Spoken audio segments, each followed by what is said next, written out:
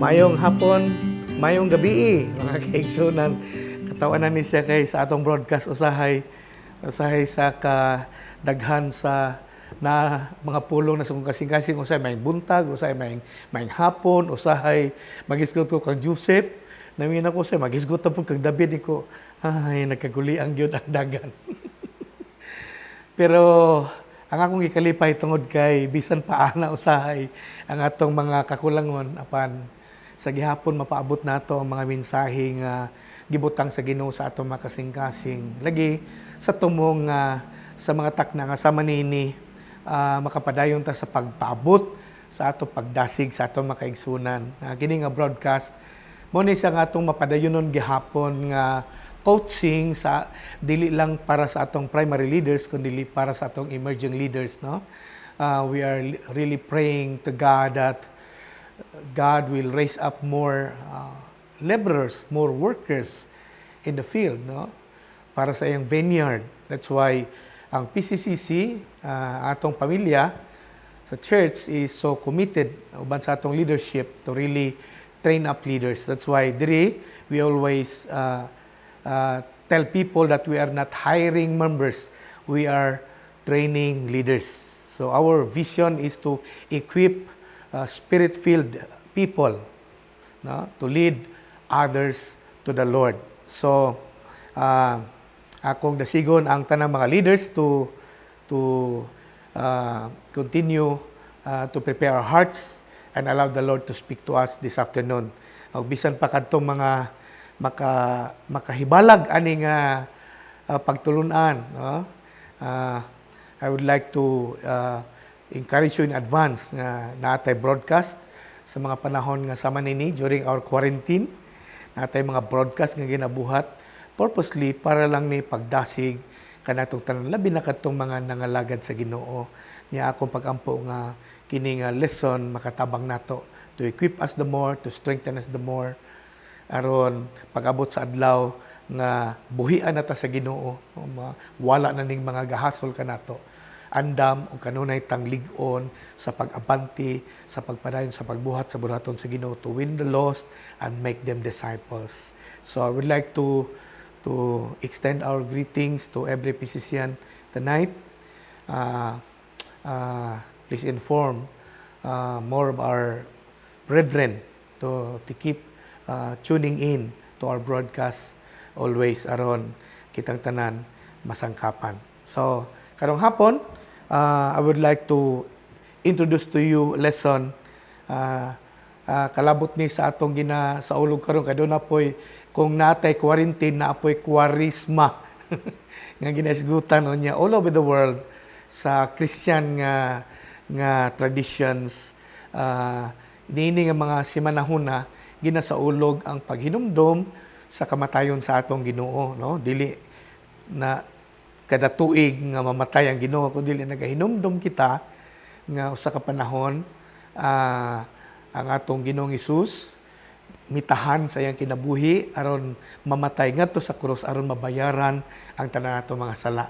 So dungan niini nga pagpamalandong all over the world, atong ihaom ang ato ang lesson karon hapon. That's why I would like to talk to you about the power of the blood of the Lord Jesus Christ. The power of the blood of the Lord Jesus Christ. Now in the Bible, the Lord Jesus Christ bled 7 times. No?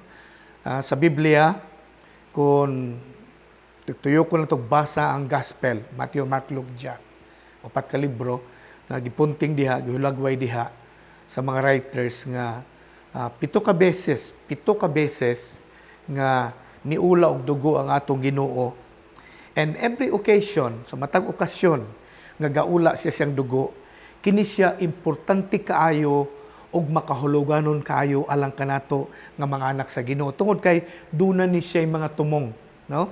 Wala lang midugo ang atong Ginoo kay nidugo lang siya tungod sa mga samad ngayang naangkon ko dili duna kani mga kahuluganon kaayo nga katuyuan nganhi sa atong kinabuhi aron magpahinumdom kanato ang kadako sa gahom sa dugo sa atong Ginoong Hesus.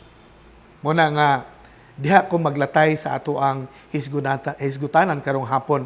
Kaya lang, dili ko kasaad nga mahuman nato ni nga topic kay pito ka beses, medyo taas-taas gyud ang mga punto nga gusto natong ipaabot ka natong tanan. Pero kung ugaling dili nato mahuman karong gabi, susunod nga mga panahon sa padayon nato nga coaching, no? Ato ning hisgutan pag-ayo. Una nga okasyon nga ang Ginoo nagpaula sa iyang dugo is when he was praying in the Garden of Gethsemane. Ako lang ning basahon para natay background ni ini, no? Makita nato ni sa Luke chapter 22 magsugod sa verse 39, no? Sa dihang nagpray si Jesus sa Garden sa Gethsemane niya, hinduman yung istorya nga nagsingot siya maayo sa kalawom gyud sa iya habitang tinguha sa dihang siya nagaampo. Unya ingon ang Bible ang iyang singot nga mitulo didto sa bato nga paborito kay niyang hukdungan sa dihang gaampo siya sa Garden sa Gethsemane. Pagtulo sa iyang singot dugo. Remember the story? So kini siya ang ato ang hisgutanan karon. Mao ni ang panahon nga when Jesus was about to face the greatest crisis in his life, no? Daghan man krisis ni abot sa kinabuhi sa atong Ginoo kay ginalutos man siya wherever he go, no? Sa mga sa ubang mga tao, no? Unya kini siya ang pinakadako nga hagit nga niabot siyang kinabuhi, no? That's why grabe gyud ang intensity siyang prayer ay panahon na. Ako masahon kadali, no? Luke chapter 22 magsugod sa verse 19. Ingon siya dinhi, then NLT ang akong translation, ingon niya, then accompanied by the disciples, Jesus left the upstairs room and went as usual to the Mount of Olives. There, he told them, the disciples who was with them, pray that you will not give in to temptation. So, kining panahon na karon, mo ni ang routine, no?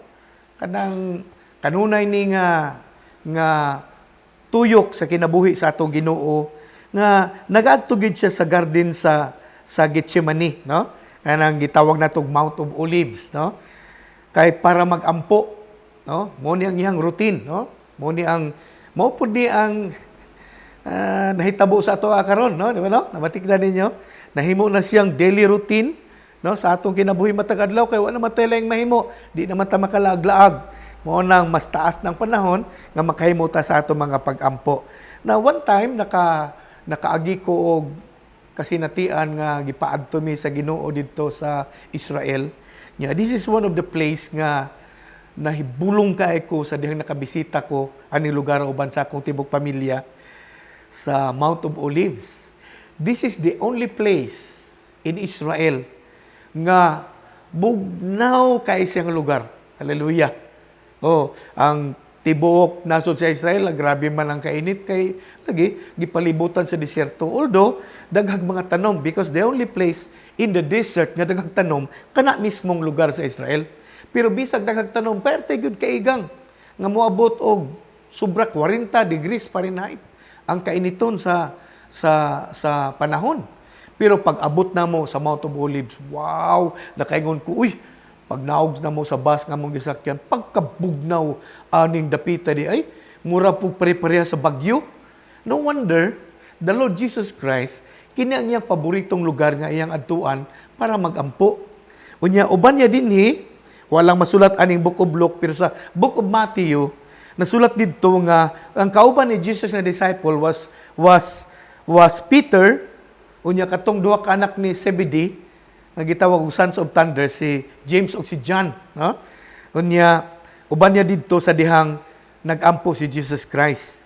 So, ingon niya dinhi, sa verse 40, then he told Peter, James, and John to pray. Ingon niya sa verse 40, pray that you will not give in to temptations. Now, dinhi, puhunong sa takadali, no?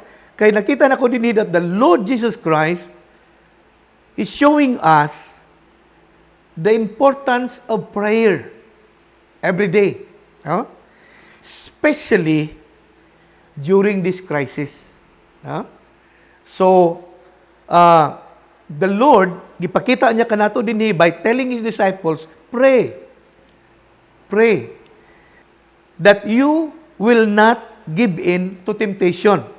Now, makita na to din nga, ang gitudlo ni Jesus na paagi sa prayer is not a prayer for taking away the crisis, but the prayer for keeping us away from temptation.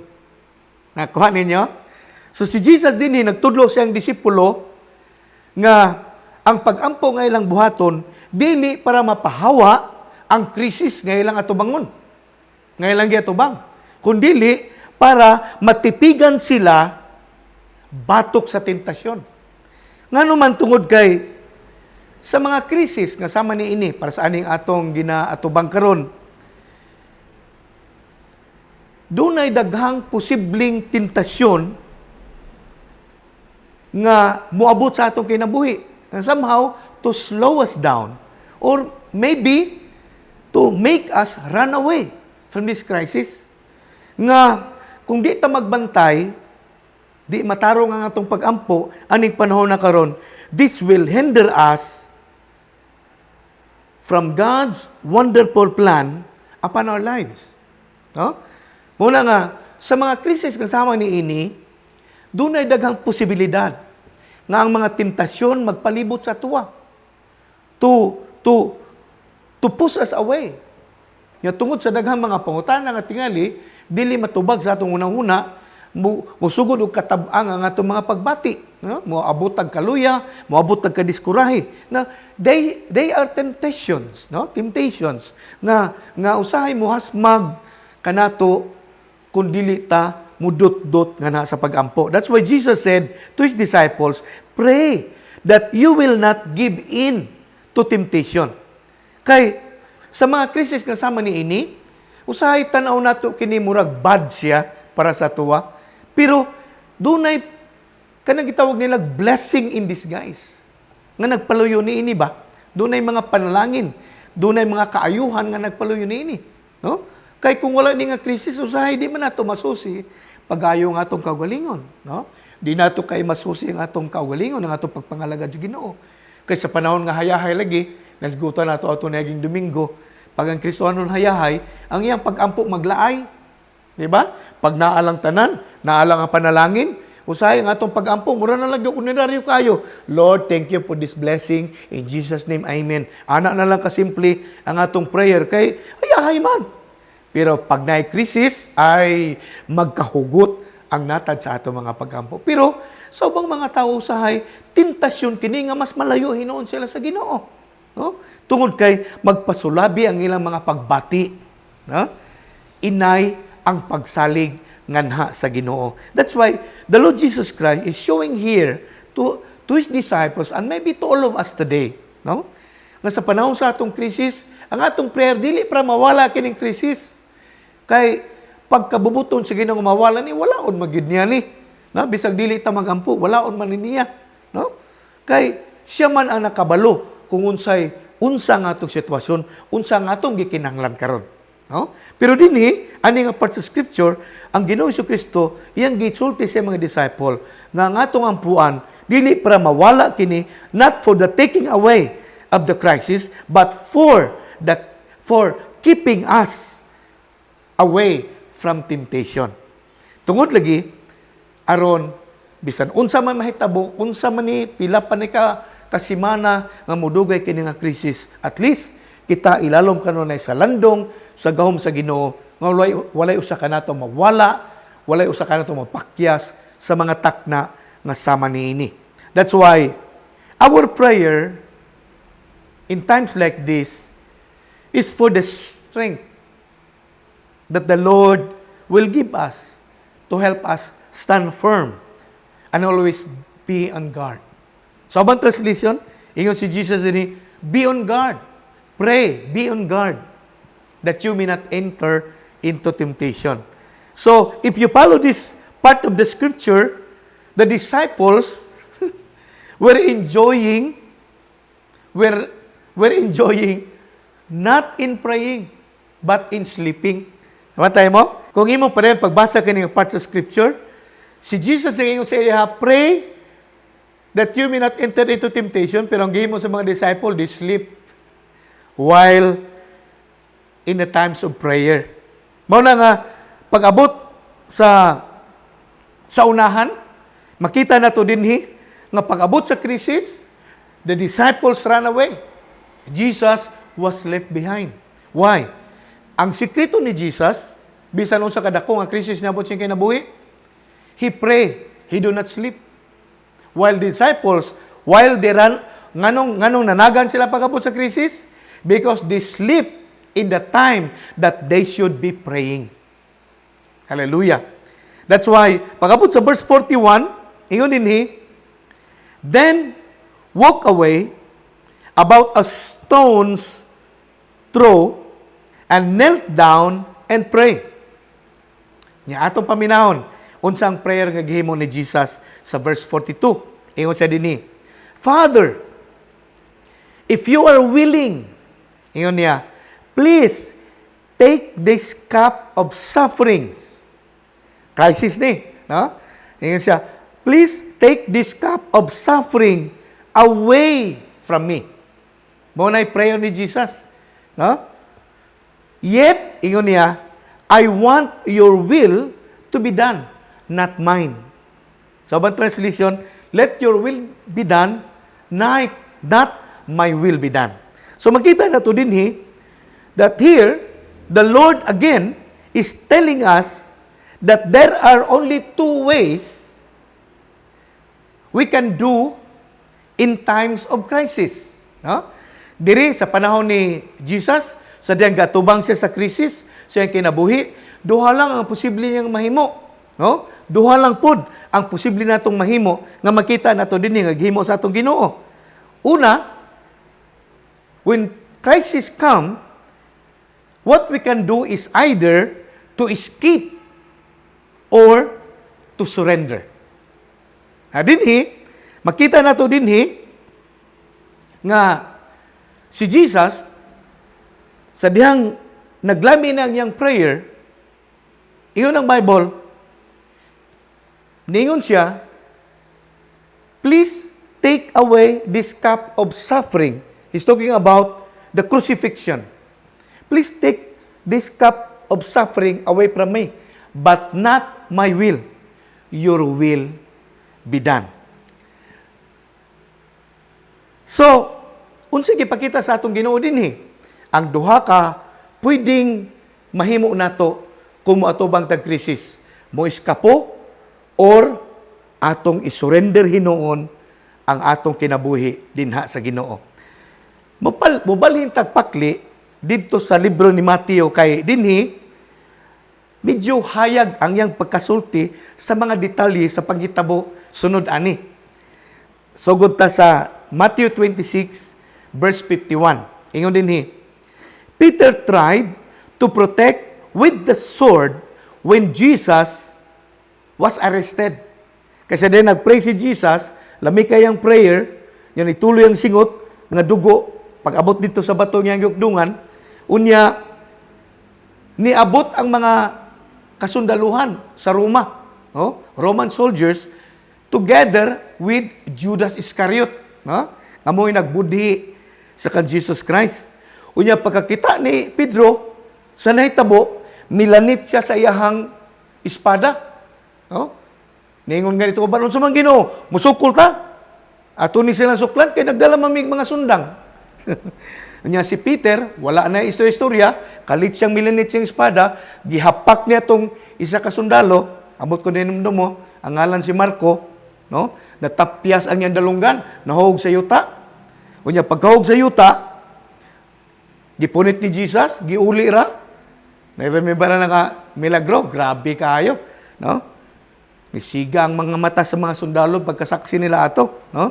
Unya ingon si Jesus, ayaw dro. Isulod ng imong sundang sa imong sakuban.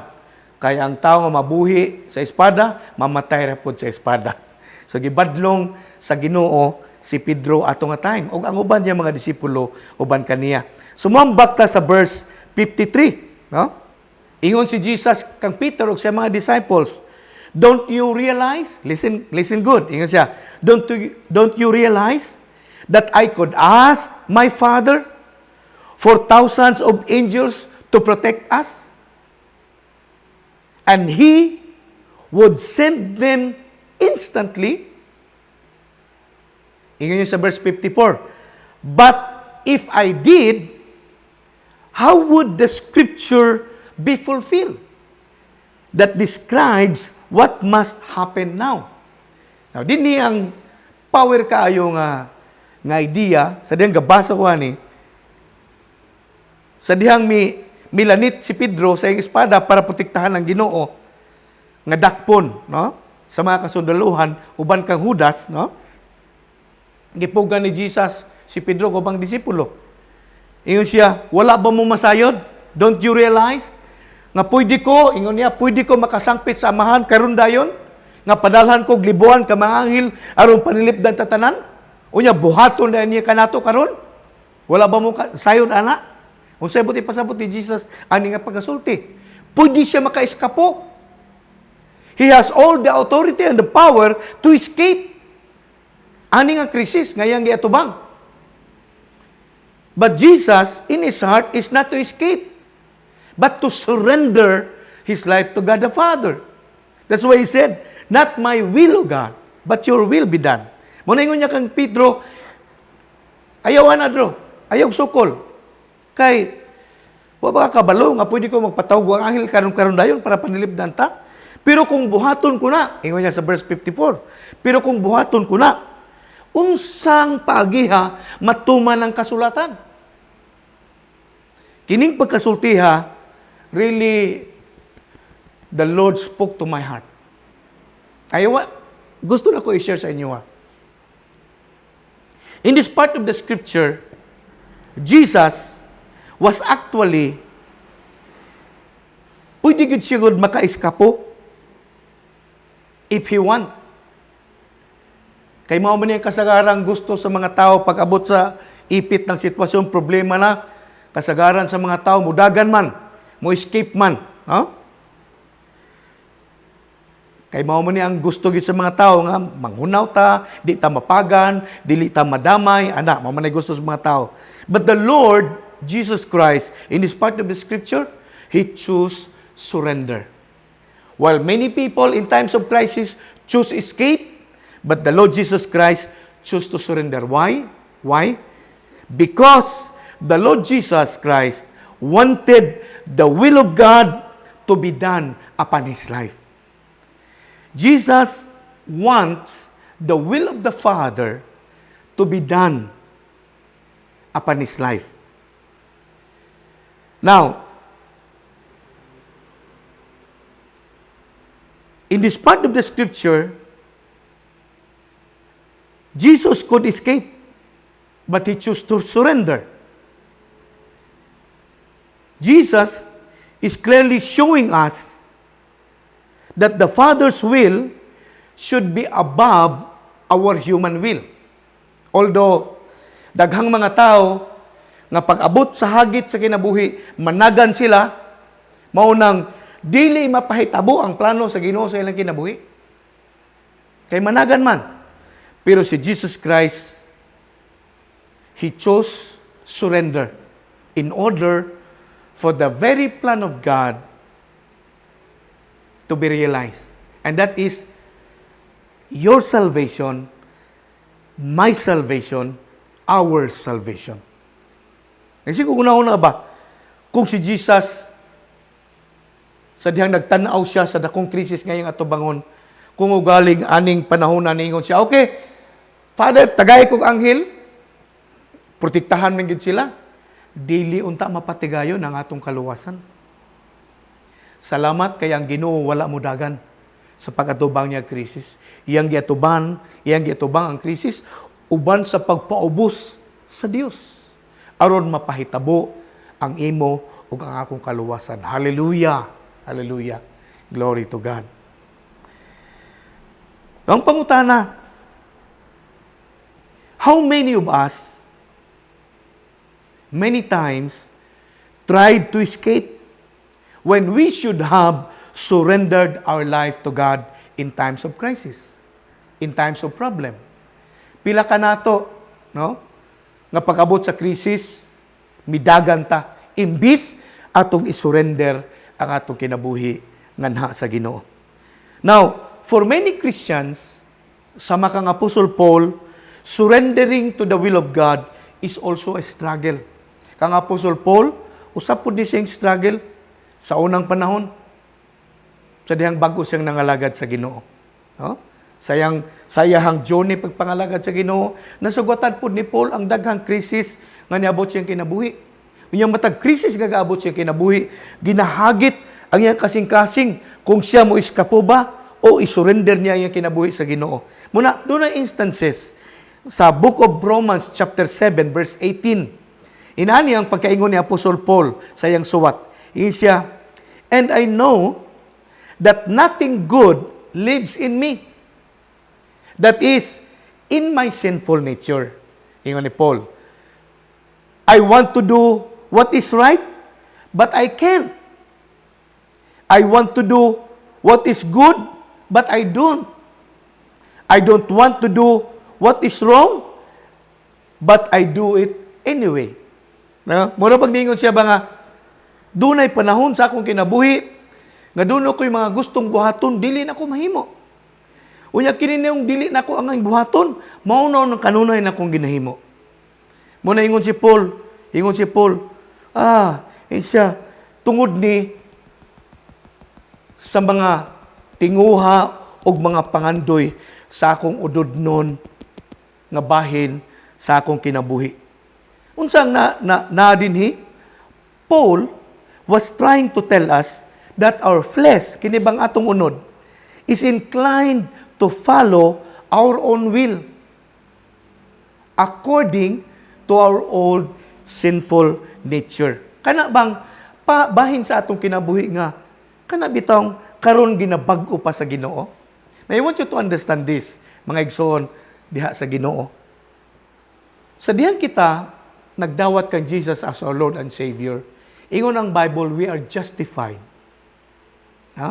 Meaning, ang tanan natong mga sala, gipapa sa Ginoo. Nga gihisama ta sa Ginoo nga gipakawalay sala. Muna ang first part sa atong salvation. Unang bahin sa kaluwasan, justification.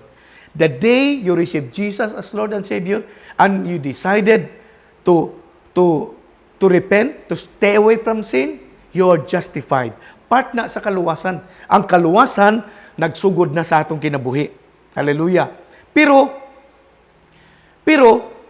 part ana nga desisyon ang atong pagtalikod sa kalibutan. No?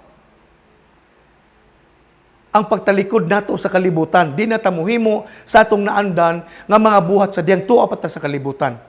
Pero, ang lain nga bahin, kay pag mangingutag pagtalikod sa kalibutan, pwede na ito na mahimo dayon. Pero, mind you, ang kalibutan, dugay mo talikod ka nato. What I mean is that, bisan mo yung takaron pagdawat ito ka Jesus, nga dili na ta maghubog-hubog, dili na ta mangawat, dili na ta magkinabuhing immoral. Pero ang kalibutan nga urog mo balik gihapon sa paghulhog ka nato. Ngamuning but ipasabot ni Apostle Paul nga kining nga bahin, kining atong unod-nun nga bahin sa atong kinabuhi, mawili pagyod sa mga butang sa kalibutan.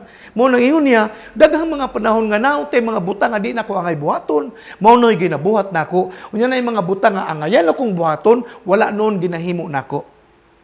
So Paul was trying to tell us that there is a flesh in us nga inclined siya sa kalibutanong mga butang. Nya mo ni ang gagalgal kanato balik ngadto sa kalibutan. Trying to escape is a usual thing that many people are doing. But it can hinder the plan of God upon your life. Muna nga, sama kang Paul, ga-struggle po siya sa unang panahon, may tungod ni ining area sa surrender. But as Apostle Paul is growing in the Lord, he began to realize that trying to escape as what many people are doing in times of crisis can only hinder the very plan upon our lives. I do not know with you, but this is what I understand. Sugod sa adlaw nga atong gidawat si Jesus as our Lord and Savior, sugod giladlad pud sa Ginoo ang yang nindot nga plano para sa atong kinabuhi. Apan lagi, dili maguna to makita dayon ang kinatibuk-an sa plano sa Ginoo, hinay-hinay ning ginaabli sa Ginoo sa atong mga kinabuhi. As we continue on deciding to follow the Lord every day of our life, hinay-hinay pod nga ablihan sa Ginoo ang iyang mga pamaagi so that slowly we can come to understand what God is doing upon our lives. Ang plano magud sa Ginoo, dili nato na masabtan diha dayon sa diyang nagsugod na tag-alagad sa Ginoo. No? Ato lang ning masabtan, inigmahuman na siya og trabaho sa atong kinabuhi. But the point is that, hangtod karon wala pa manggod mahuman si Lord. We are still on the process. Dapat ta sa proseso, no? Kada usa nato nata sa atong proseso niya.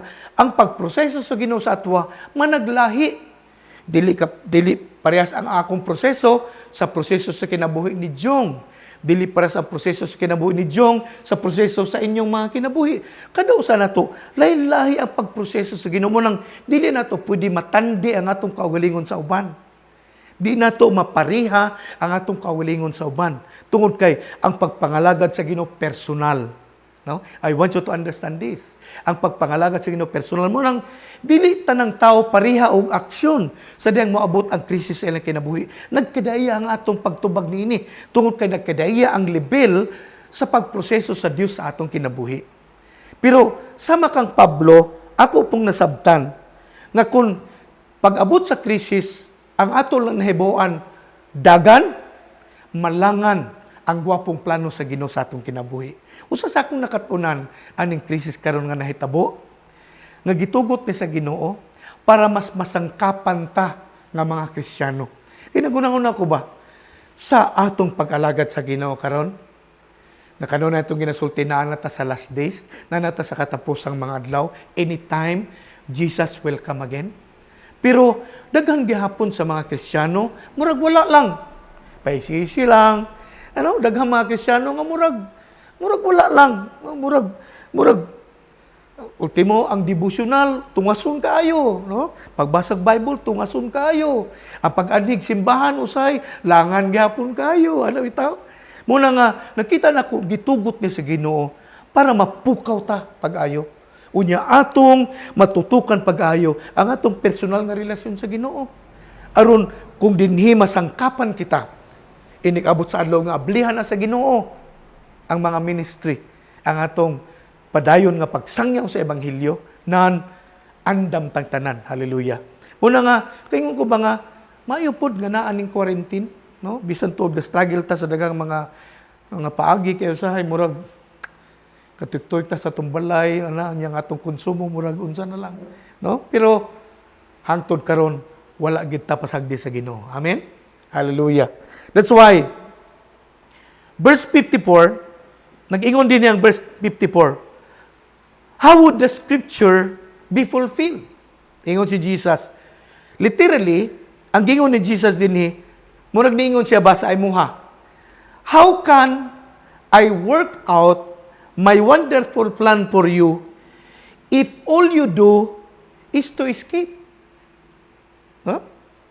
Munang ningon si Jesus ba, unsaon ako pagpahitabo sa akong nindot nga plano sa imong kinabuhi, nga pauswagon ka, ligunon ka, sangkapan ka, palambuon ka, himon ka madaugon. Unsaon ako pagpahitabo niya ana? Kung inikabot sa gagmay mga pagsulay, mga hagit sa kinabuhi, mudagan-dagan ka, mupalayo ka. Murag inani ang gingon sa Ginoo ba? How would the scriptures be fulfilled? if all we do in times of crisis is to run. Hallelujah. That's why sometimes the reason why na yung mga tao ba, they are wondering why. Yun sila, ang uban nauna sila ba sila, Ginoo, ngano man nga akong sitwasyon din ani manggihapon. Ang uban nagaabante, ako miungot man hinuon. Ang uban Ginoo malipayon man bisag naa sa quarantine. Apan ako magulanon man puno sa kabalaka ug kahadlok. Ang uban excited man hinuon kayo sila. Malipayon man noon sila nga na-quarantine. Malipayon man noon sila nga inani ang nahitabong sitwasyon. Samantalang ako, mura na ko gikulbaan ani nga sitwasyon. Ngano man Lord, why others are improving? Why others are growing? Why others are prospering? While here am I, I'm not. Ano bitaw? Maybe it is because you choose escape in your time of crisis. Every one of us has our Gethsemane experience. Kini atong gisgutan dinhi was Jesus' experience of his Gethsemane. Mao ni ang Gethsemane ni Jesus, no? Sa iyang Gethsemane, nagpili si Jesus. It's either to escape or to surrender. Jesus chose to surrender. I want you to understand nga sa atong kinabuhi isip manununod sa Ginoo, no? Followers of the Lord Jesus Christ, every one of us, like Jesus, has also our Gethsemane experience. What is this Gethsemane experience? It is a point in our lives that God will give us a chance to choose surrender rather than escape in times of crisis. Mo ni ang Gethsemane experience. Ang tawag na ko ni is a place of surrender. No? Gethsemane experience that God may allow upon every one of us is a place of surrender. Is a place of total surrender. So sama kang Jesus, gipili niya ang total surrender sa God the Father. And I want you to understand nga dili lang si Jesus mo experience ang Gethsemane. Kitang tanan mga Kristohanon, kada usa nato doon na putay Gethsemane experience. Aron dihaan ang mga kasinatian natay tsansa nga makapili nga i-surrender nato ato kinabuhi sa Ginoo. Inay mo palayo ta sa Ginoo. So that our lives, your life will never be a series of accident but become a series of God's appointments. I will say it again. Tagaan ta sa Ginoo og kasinatian, Gethsemane experience in life. Aron diha makapili ta og surrender sa Ginoo in times of our crisis rather than running away. Aron kung piliun nato ang pag-surrender sa Ginoo, sama kang Jesus, our life will never become a series of accident, but it will become a series of God's appointments. Hallelujah. Nadakpan ninyo? Hallelujah. Mao na nga, sa Ginoo, kining nahitabo tanan sa atoa, murag maot man tanaon, maot man nato siya sa sabton, pero kini siya, dunay kaayuhan para kanatong tanan.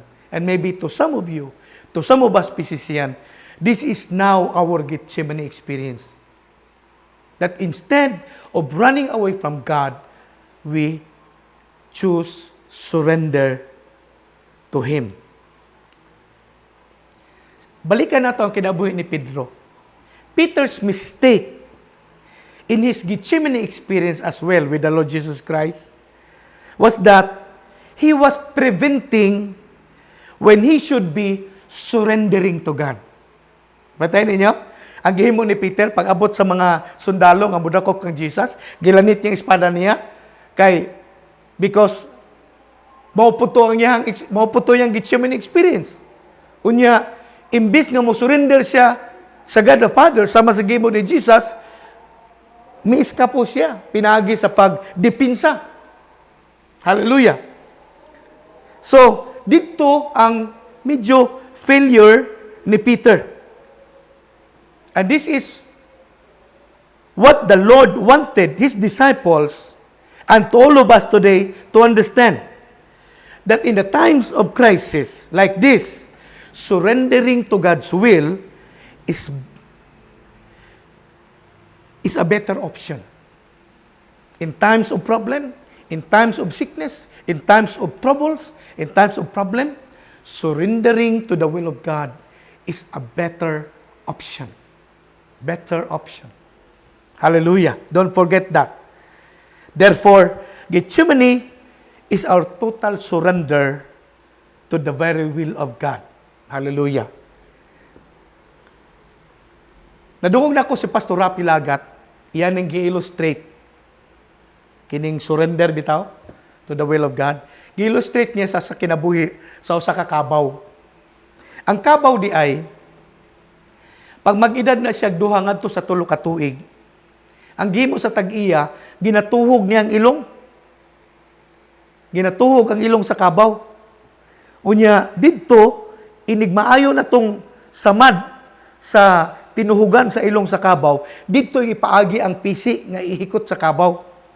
Kay pag mag-edad ang kabaw og duha ngadto sa 3 ka tuig, mauna ng panahon ngang kabaw magsugod na siya og tuman kung unsa iyang gusto sa iyang kaugalingon. No, labi na kanang mura bitaw ang kabaw magsugod nagpanguwag kanang ginakamidya sa uban, no? Ana bitaw. Magsugod na siya glingi sa mga kung turo siya nga kabaw, magsugod na siya glingi sa mga babae nga kabaw, no? Unya, nana siya gusto nga buhaton. Ana mga pangidaron unya, ang kabaw baya kusgan kaayo, no? Unya, ang ginahimo sa tag-iya, kung hikot-hikutan lang ni siya o kulong-kulungon lang ni siya, pag abot sa panahon nga mo, abot na siya ani nga panuigon, magsugod na siya suki, kanang mutuman na siya siyang gusto ba? Unya, di man ni mapugngan ang kabaw tungod siyang kakusgan. Mao na nga, ang ginahimo sa tag-iya, ginatusok ang iyang ilong. Di ko kay baloon sa pinaka-term ani, no? Kay sa Bible ang ginatawag dito na may part sa scripture ginabusalan, no? Pero kanang busalan kanang ginasampungan namo nang baba kay panahon magdaro maguni sila. Magsige sila kaon. So magdaro sila kauno nila ang mais nga ilang magian. Mo nang ginabusalan ang kabaw panahon sa tingdaro nila. Pero kining pagbutang og pisi sa iyang ilong, di ko kasabot unsay term ani, ako kabalo kay dili pud mi farmer, no? Kabalo siguro mo unsay term ana, pero mao na siya ang but ipasabot nako, no? Ginatuhog ang ilong sa kabaw aron sa tumong nga kini nga kabaw makakat-on siya nga mosunod.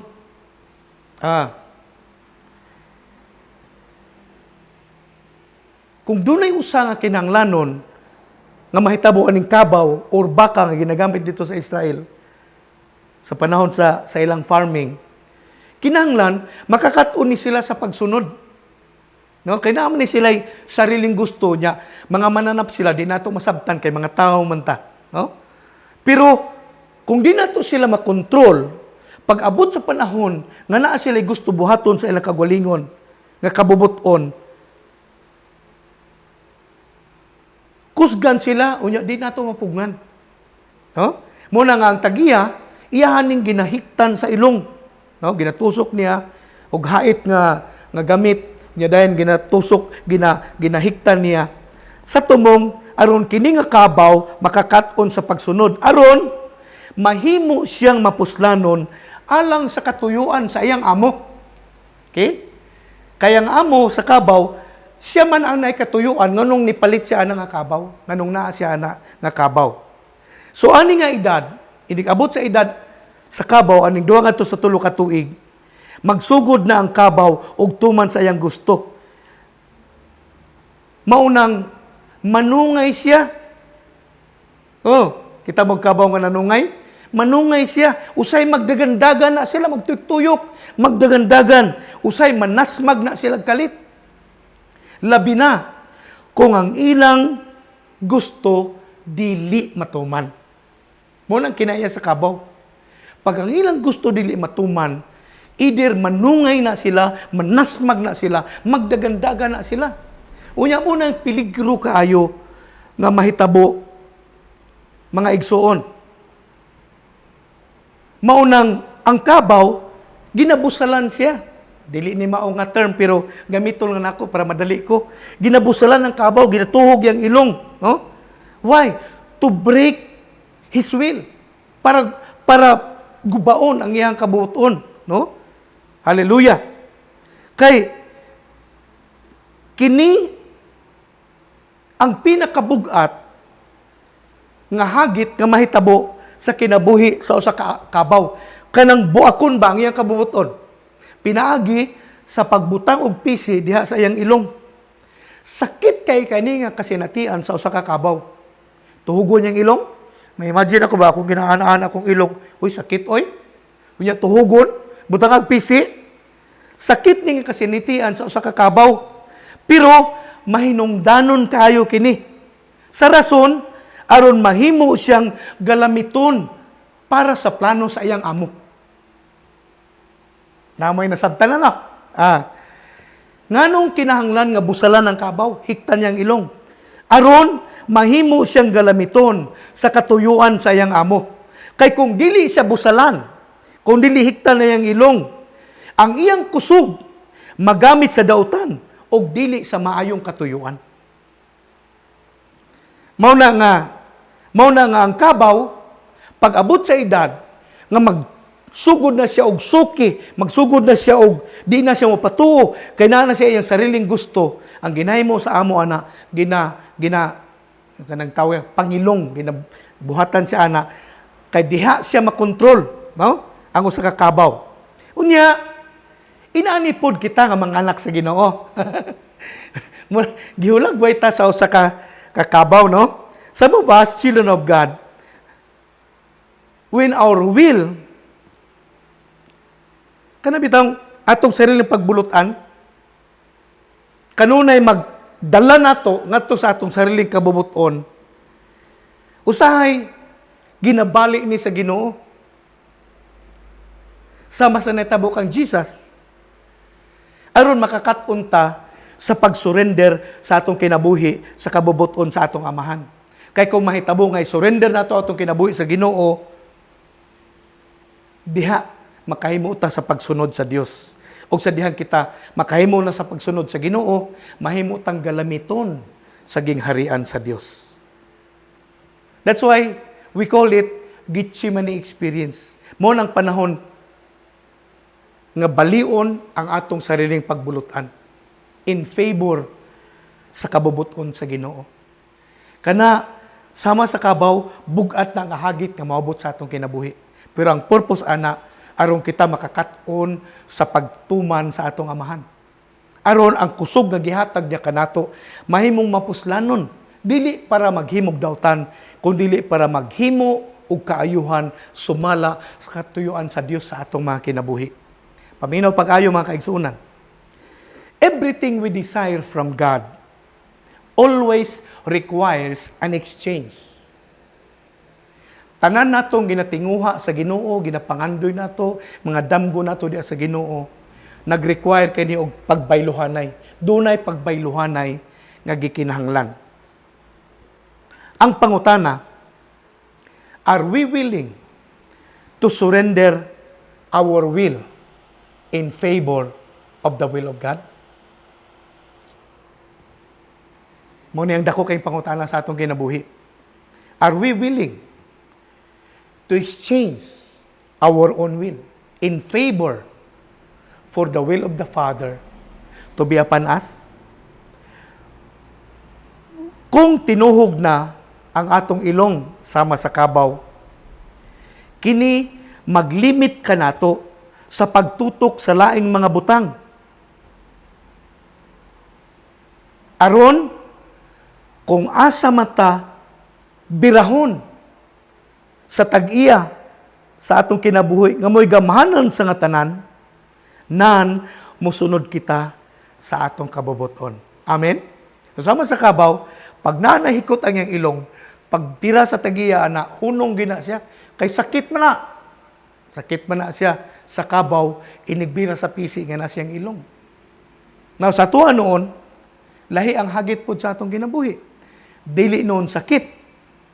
Pero kung di na ito masabtan kini nga prinsipyo, nga dunay pagbayluhanay, nga require sa Ginoo, aron mapahitabo ang niyang plano sa atong kinabuhi, moabot ang panahon nga bation niya nato ang kasakit. Now, my point is this.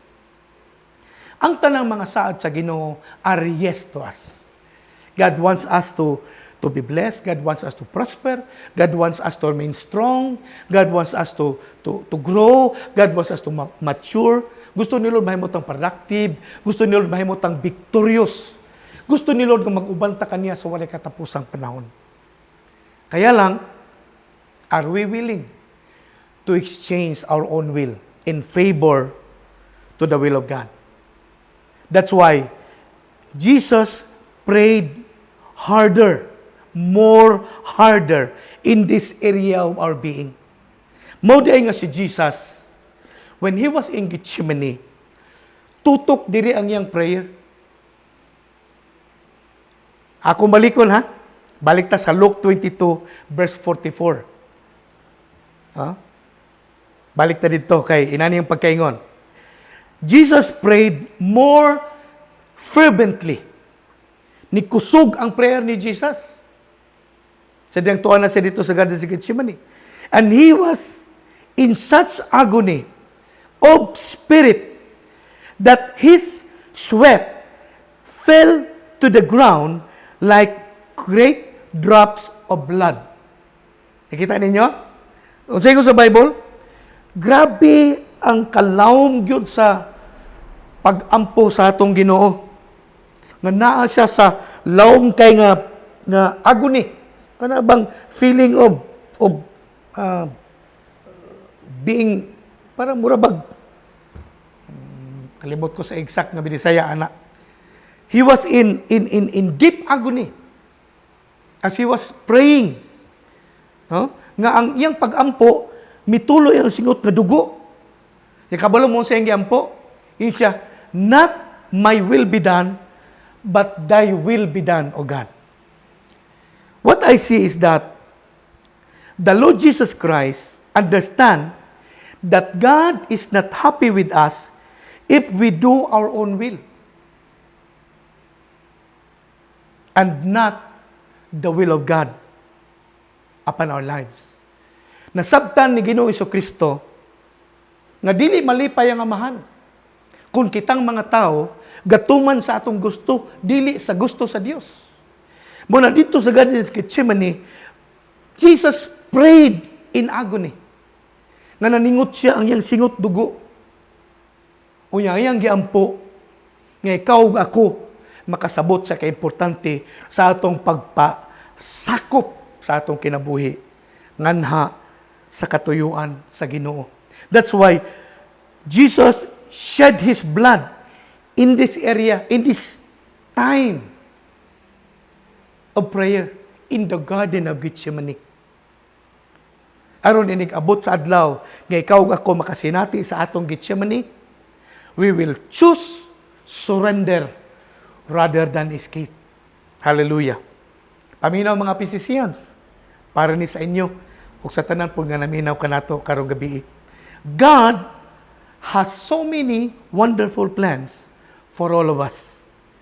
But until we are determined and confess, thy will be done, O Lord, upon my life, these promises of God never come to us. Butang ko ipasabot. Yes, ang Ginoo daghan kay mga saad para nato. Bisan aning panahon na karon, bisan sa moabutay pa, nga tingali mga kalisdanan sa kinabuhi, doon ay daghang saad ang Ginoo nga di ta niya biyaan, di ta niya pasagdan. Siyang manalipod ka nato, siyang atong dalampanan, siyang mutabon ka nato, siyang gahom. Nga wala unyay katalagman, nga muduol ka nato sa atong puluyanan. Apan kini ang mga saad, moabot lang ka nato, kung ikaw ako, moabot sa panahon sa atong Gethsemane, nga kita na usab mismong musulti, let your will be done, O God, not mine. Hallelujah. Hallelujah. Akong prayer, mga igsoon, nga unta, Kining panahon sa quarantine, mahinumduman na to. Nga mao ni ang panahon nga atong itugyan sa Ginoong tanang anggulo sa atong kinabuhi. Nga walay kabalaka, walay kahadlok nga atong bation. Kay sayod kita that God is in control. Doon na siya nindot nga plano sa atong kinabuhi. What happened today is not His plan. But this is important for us to strengthen our personal relationship with God. So in application, unsa itong buhaton karong gabi, we must learn to surrender our own will to God's will. In this time of quarantine, let us take time coming to God in prayer, asking the Holy Spirit of God to give us the grace to surrender our all to the living God, our Creator. And remember this, Jesus shed His blood to break our will in favor of the will of God to be done upon our lives. Akong prayer is for all of us to succeed and come out not only productive, but victorious even in this time of crisis. And may the Lord continue to speak to us, continue to equip us with wisdom and spiritual understanding, so that wherever we are, unsa man ang atong ginabati karon, whatever it is, ayaw kalimot that in this time of quarantine, we have all the time to come to God and ask for His grace and mercy to strengthen us until we come to a point that we will tell God, let your will be done upon my life. I pray for God's blessing and continuous power to come upon you, and may the blood of the Lord Jesus Christ, the powerful blood of the Lord Jesus Christ, cover you, your family, and all of us who believe in Him.